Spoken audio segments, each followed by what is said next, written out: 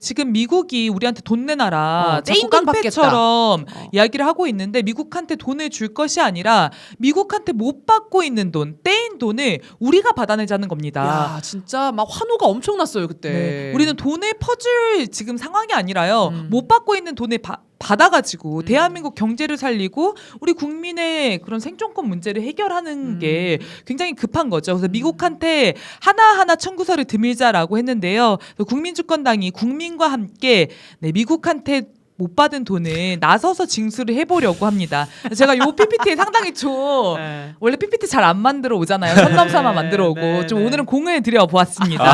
네. 네, 한 장 넘겨주십시오. 네. 저희가 일단 청구서를 좀 써봤어요. 앞으로 더 많이 찾아내고 더 많이 추가를 해야겠습니다. 일단 6가지인데요. 오늘은 뭐 크게는 4가지 이야기 할 수 있으면 좋을 것 같습니다. 일단 45년 동안 장기 체납 중인 미 대사관 임대료가 있습니다. 아니, 그러니까 광화문 앞에 정말 알토란 같은 땅을 미 대사관이 차지하고 있는데 저는 사실 그걸 보면서 한 번도 돈을 받아야겠다는 생각을 안 해봤는데 미국은 우리한테 대사관 임대료를 받고 있었다는 거죠. 이게 사실 국가와 국가 간에 결정하는 문제이기 때문에 외교적으로 서로 신의를 이제 하면 대사관들끼리 임대료를 안 받는 사례들도 있다고 하더라고요. 근데 우리는 미국한테 그 금싸라기 땅에서 엄청난 대사관 임대료를 지불하고 있는데 지금 미국은 우리한테 전혀 지불하지 않는다는 거죠. 이 얘기는 조금 이따 자세히 다뤄보도록 하고요. 한번 앞선 화면 다시 자료 화면 띄워주십시오. 네. 고맙습니다. 지금 이제 두 번째로는 미 대사관 직원 숙소 사용료 문제가 있습니다. 이것도 무상으로 지금 이용하고 있었어요. 그리고 주한미군 기지 사용료 있고요. 방위비 분담금 여러모로 문제 많았는데 없애야죠. 그리고 미군 기지 환경오염도 우리가 지금 전부 떠안고 있습니다. 이것도 청구를 해야 되고 전기료, 가스비 이런 것들도 다 싹 다 받아내야겠습니다. 받을 게 진짜 많구나. 네, 그래서 하나하나 따져보겠습니다. 한 장 넘겨주십시오.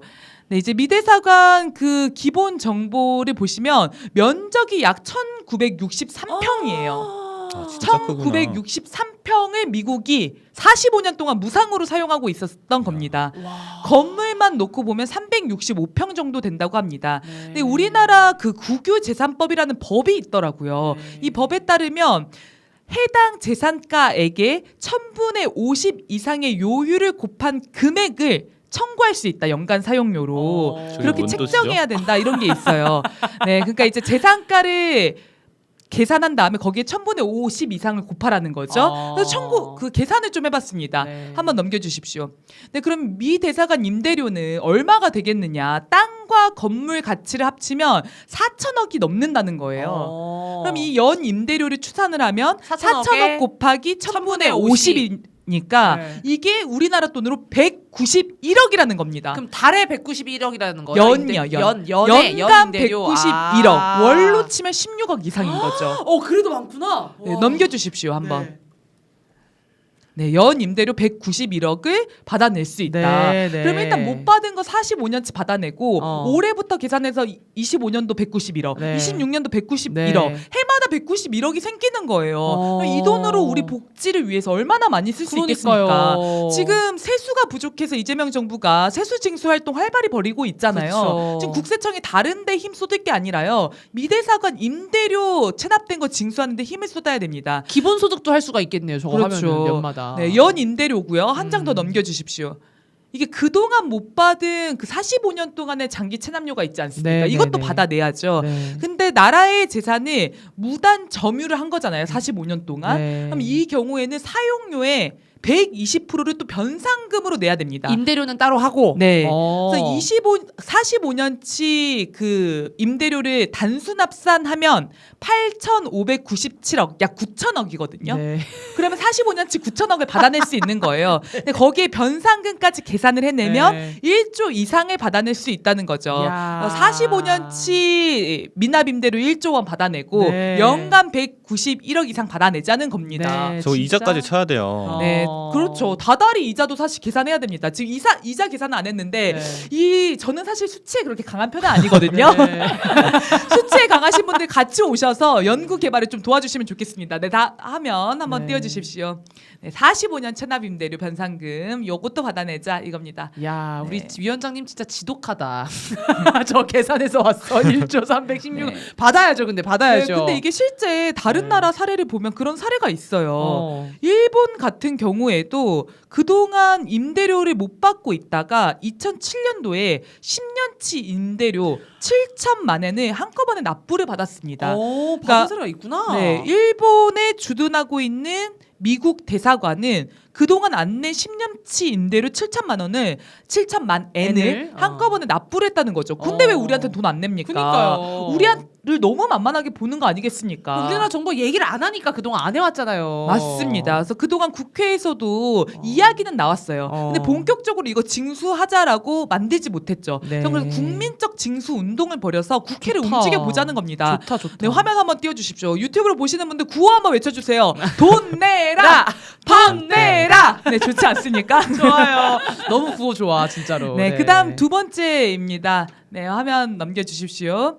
그다음 이제 미국이 무상으로 불법으로 사용하고 있던 대사관 직원 숙소에 대해서도 임대료와 이런 것들을 청구하자고 하는 것입니다.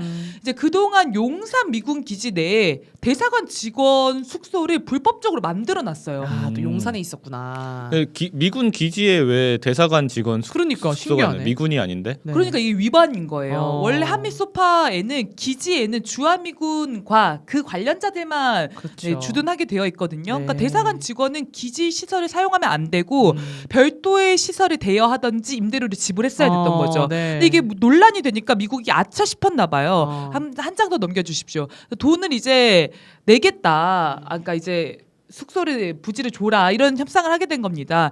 국토교통부랑 주한미국 대사관이 이제 합의를 했는데 직원 숙소 이전을 위해서 부동산에 맞바꾸는 방식으로 직원 숙소를 마련하겠다는 겁니다. 그래서 미국이 가지고 있는 미국 정부 소유의 캠프 코이너 부지를 한국한테 줄 테니 네. 한국 정부가 아파트를 달라. 그럼 우리가 어. 대사관 직원 숙소로 쓰겠다. 거기로 쓰겠다. 그래서 미국 정부 땅과 한국 정부의 아파트를 맞바꾸자 이런 제안을 했습니다. 그럼 우리가 마치 미국한테 땅을 새로 받는 것 같잖아요. 근데 미국이 가지고 있는 땅도 원래 우리 땅이었던 거잖아요. 아니 그래서 저는 사실은. 저 캠프 코이너가 네. 미국에 있는 무슨 땅을 주는 그러니까, 건 줄 알았어요. 그러니까. 뭐 캘리포니아 뭐 이런 데 있는. 네, 네, 네. 근데 알고 봤더니 용산에 있네요. 용산에 있는 땅을 우리한테 준다고 얘기를 했던 거예요. 미쳤구나. 캠프 코이즈가 바로 용산 미군 기지. 원래 우리 땅이에요. 원래 우리 땅인데 자기 땅인 것처럼 하면서 이렇게 맞바꾸자고 한 거야 지금. 네, 그러니까 어. 이게 얼마나 문제입니까? 캠프 코이너 부지가 미국 정부나 미국 대사관 소유가 아니잖아요. 네. 근데 뭔데 정부와 대사관이 나서서 그걸 주니만이 하냐는 겁니다. 나중에 다 반환해야 되는 땅인 거잖아요. 맞습니다. 어. 그러니까 공여지를 마치 자기의 소유지처럼 대하면서 야, 이거 진짜? 한국 정부한테 줘야 할 돈을 안 주고 네. 우리 땅 가지고 장난질을 쳤다는 거 아니겠습니까? 어. 트럼프가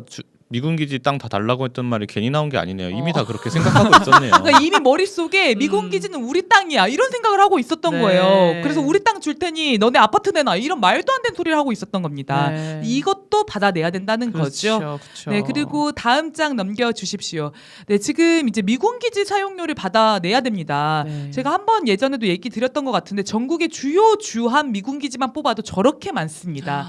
그 많은 미군 기지의 토지 가치를 다 감정하지는 못했는데 평택 미군 기지 한 곳만 살펴보아도 444만 야, 평이라고 하거든요. 임대 가치를 추산해 보면 그 임대료가 연 7조 원이에요. 와, 정말. 근데 용산이라든지 다른 미군 기지 굉장히 많지 않습니까? 네. 한 장 더 넘겨주십시오. 그 외 기지들을 합치면 최소 10조 이상을 매년 받아내야 된다는 겁니다. 주한미군 기지 사용을 지금 무상으로 하고 있는데 무상으로 하게 하지 말고 이 기지 사용료를 받아내자. 그 운동을 전개하자는 겁니다. 네, 한 장 더 넘겨주십시오. 네, 실제 한미 소파에는 지금 이제 공여한다. 미군에게 땅을 공여한다라고 되어 있어요. 네. 근데 공여는 무상 제공한다는 의미인 거거든요. 네. 근데 무상 제공을 하는 걸 이제 하지 말자는 거죠. 그쵸. 그럼 어떻게 하냐? 한 장 더 넘겨주십시오. 국유 재산법에 타국 군대가 주둔할 경우 기지 사용료 징수 조항을 신설하자는 겁니다. 아, 새로. 네, 어. 군대 주둔비를 받자는 거죠. 이게 네. 실제 다른 나라 해외 사례들이 너무 많아요. 넘겨주시면은 독일, 일본, 이탈리아, 미국의 모두 주요 동맹 국가들 아닙니까? 네. 여기에 공여를 하는 나라가 없어요. 아. 다 미군 기지는 임대 방식으로 운영을 하고 있습니다. 아. 필리핀, 키르기스스탄, 우즈베키스탄, 에콰도르, 파키스탄 우리가 생각하기에는 대한민국보다 사실은 국력이 약하다라고 생각되는 경제 그쵸. 규모가 작다라고 생각되는 나라들도 미국을 상대로 임대료를 청구하고 사용료를 인상해서 받는 사례들이 너무 많습니다. 필리핀 사례는 뉴스에서 본 것 같아요. 국회가 네. 그걸 승인했다고. 맞습니다. 그리고 키르기스스탄 지난 네. 촛불에서 소개가 됐는데 네. 3배 임대료 사용료 올리라고 요구를 해가지고 그만큼 받아냈다는 거 아닙니까? 근데 대한민국이 못할 이유가 뭐가 그렇죠. 있습니까? 주권을 가진 국가이기 때문에 요구하면 되는 거거든요. 요구를 안 해서 사실은 이제 아쉬운 거지 정부가. 네, 그래서 주한미군 기지 사용료까지 징수해야 된다. 네. 네, 마지막입니다. 지금 방위비 분담금을 폐지해야 됩니다. 이건 이제 나가고 있는 돈을 줄이자라는 그렇죠. 거거든요. 네. 2024년 방위비 분담금이 1조 3,463억입니다. 네. 어마어마하죠. 그렇죠. 근데 2018년도에 9,600억 정도를 줬는데 6년 만에 40%를 인상했어요. 도대체 이런 인상률을 가지고 있는 게 뭐가 있습니까? 우리 경제 진짜. 지표 중에 네. 노동자들 임금이 이만큼씩 오르나요? 진짜 물가가 저렇게 오르면은 폭동 일어나요. 솔직히 말하면 다른 나라 같은 경우는 40%씩 올라가면. 맞습니다. 근데 미군이 뜯어가는 진짜 이 날강도 삥 뜯는 돈이 이런 식으로 올리고 있다는 겁니다. 근데 문제는 많이 지적됐지만 한 장 더 넘겨주십시오. 이 방위비 분담금을 자꾸 허튼 데 쓴다는 거예요. 네. 2019년도에는 130억 원이 넘는 돈을 주일 미군의 전투기 정비하는 데 썼다는 거 아닙니까? 왜 우리 돈을 일본 방위를 위해 쓰고 앉아 있습니까? 저건 진짜 못 참죠. 너무 화나네요. 일본에 쓰면은 멕시코 장벽장 쌓는 데 쓰려고 그렇죠. 하고 쓰려고 했죠. 그걸로 네. 이자놀이하고 미국은. 맞습니다. 그래서 이자 노름 상황 너무 심각해요. 한번 넘겨주십시오. 네, 그 2024년 10월 기준 굉장히 따끈따끈한 기준이죠. 네, 네. 쓰지 않고 쌓여 있는 방위비 분담금이 1조 7,700억입니다. 와, 저거 연간 임대료 내면 되겠네. 저 돈으로 딱. 한 해는 건너뛰어도 되겠어요. 일단 올해는 있으니까 안 낼게 이렇게 해야죠. 그러니까 돈을 안 쓰고 있으면서 네. 매해 돈을 자꾸 더 올려달라고 요구를 네, 하고 네. 있는 거고 주한미군이 심지어 2019년도에는 은행에 예치되어 있던 방위비 분담금 2,800억을 미국 재무부 계좌로 송금하는 일도 있었어요. 저렇게 야. 쓰라고 준 돈이 아니잖아요. 아니 이게 우리나라가 이 협정을 맺어가지고 지불하는 이 돈이 네. 미국 재무부의 쌈짓돈처럼 그냥 막 계좌 송금을 해버리는 거예요. 저게 지금 트럼프가 요구하는 투자 방식 아닙니까? 그런 거죠. 그러니까 아예 그냥 이제 기지까지 다 달라 이렇게도 얘기를 하는 거예요. 말씀하신 것처럼. 네, 맞습니다. 그래서 지금 한미 소파 그 제5조에 따르면 사실 미국이 모든 경비를 부담하게 되어 있거든요. 네. 이 방위비 분담금 협정이라고 하는 별도의 협정을 만들어서 음. 미국의 주둔비, 경비를 한국에게 전가 부담시키고 있는 겁니다. 그래서 이 존재 자체가 부당한 건데 걷어들이는 돈, 쓰이는 내역 모든 게 다 불법적이고 부적절하다. 그래서 네. 새는 돈들 다 막아야 된다. 이런 말씀 드리고 싶습니다. 네, 아유 고맙습니다. 이 진짜 해야겠다 이거. 너무 네. 투지가 막 불러오는데요. 그래서 다들 이렇게 떼인 돈 음. 받아냅시다. 미국에게 떼인 돈 받아냅시다. 이런 거 이렇게 차고. 네, 약간 일수꾼처럼 말고 우리는 진짜 국민을 위해서 주권자로서. 네, 주권자로서 얘기를 하는 네, 거잖아요. 대사관 대사관 쓰면 뭐 안 이런데. 됩니까? 네, 뭐라고요? 일수꾼이라도 쓰면 안 됩니까? 깡패들 보내가지고 두루 눕고 앞에. 네, 그래서 마침 또 국회에서 국정감사 일정이 외통 네. 일정이 잡혀 있다고 해요. 그래서 어. 국회에서 이런 관련한 내용으로 기자회견도 하고 입법 청원도 진행을 하고 뭐 헌법 소원도 하고 할 수 있는 여러 방식들을 열심히 동원해 봐야 될 것 같습니다. 네, 고맙습니다. 꼭 떼인 돈 받아냅시다. 네. 어떻게 우리 위원장님 한 가지 정도만 더 해볼까요? 아, 시간이 되나요? 안 됩니다. 원래는 안 되는데. 아쉬우실까? 준비한 게 너무 많으셔가지고 우리 아시아들이. 아, 네, 이제 마지막으로 한 네. 가지만 더 얘기 네, 드리면은 네, 하나만 더 해주시죠. 네, 이재명 대통령이 9월 23일 유엔 총회 때 기조 연설을 통해서 상대 체제를 존중하고 어떤 형태의 흡수통일도 추구하지 않을 것이고 일체의 적대 행위를 할 뜻이 없으면 다시 한번 분명하게 밝힌다. 오. 국제 사회를 향해서 선언을 한 거죠. 네. 박수를 받았죠. 대한민국은 북한을 흡수통일할 생각이 전혀 없다. 많은 국제 사회의 지지를 받았고요. 굉장히 환영받을 만한 발언이라고 생각합니다. 사실 상대를 존중하고 적대하지 않는 게 그렇게 남북 관계를 개선하는 신뢰 회복의 첫 걸음이라는 거잖아요. 근데 이제 문제는 이 연설이 진정성을 갖기 위해서 해결해야 할 선차적인 과제들이 있다는 겁니다. 있죠. 네. 그래서 저희가 공개 질의서를 국민주권당이 이재명 대통령 향해서 발표를 했습니다. 총 3가지에 대한 공개 질의를 했는데요. 일단 헌법 3조 영토 조항을 개정해야 되지 않느냐. 네, 대한민국 영토는 한반도와 부속도서라고 한다고 해서 북한을 대한민국 영토 무단 점령 반국가 단체로 취급하고 있는 이걸 개정해야지 그 진정성이 있지 않겠느냐. 뭐 이런 공개 질의이고요. 이것 이제- 때문에 이적죄 외환죄도 잘 성립이 안 돼요, 윤석열. 맞습니다. 뭔 반국가 단체예요. 유엔 같이 지금 동시 가입돼 있는 나라인데. 저희가 지금 누누이 강조하는 부분을 한 번 더 이제 언급을 좀 했고요.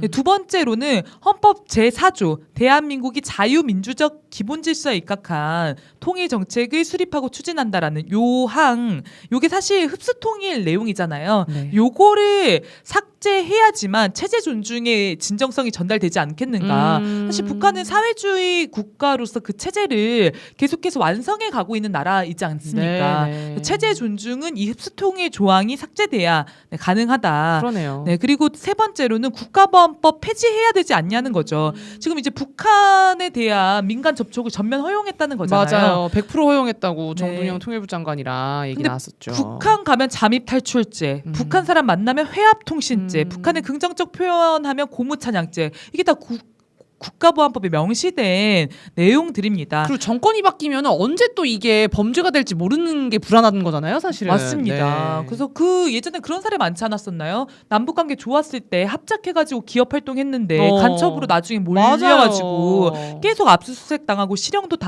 사시는 그런 이제 피해자분들이 너무 많습니다. 저는 이재명 대통령이 이런 조처를 계속해서 진행하면서 그 전 세계에서 공언했던 약속이 그냥 말이 아니라 진정한 그 실현 가능성이 있는 네. 그런 것이라는 것을 입증해 보이셨으면 좋겠습니다. 그래야 남북관계 개선이라는 소중한 결실로 이어지지 않을까 싶어요. 네, 고맙습니다. 아우, 이거 아까 그 징수운동은 집회 때 한번 강연 한번 해주시면 좀 좋을 것 같아요. 얼마 전 특판 그 강연처럼. 아, 네. 그게 좀 어려울 것 같습니다. 바로- 수치에 약해가지고 이런 전문가분들이 좀 오시면 좋겠어요. 법률 네. 전문가, 수치 전문가. 네, 뭐 좋습니다. 네, 저희가 좀 운동본부를 꾸리게 될지는 좀 어, 봐야겠지만 네네. 꾸리게 되면 많은 국민 전문가분들을 모시겠습니다. 아우, 적극 좋네요. 지원해 주십시오. 알겠습니다. 국민주권 실현을 위해서 계속 선을 넘는 사람들이 되겠습니다.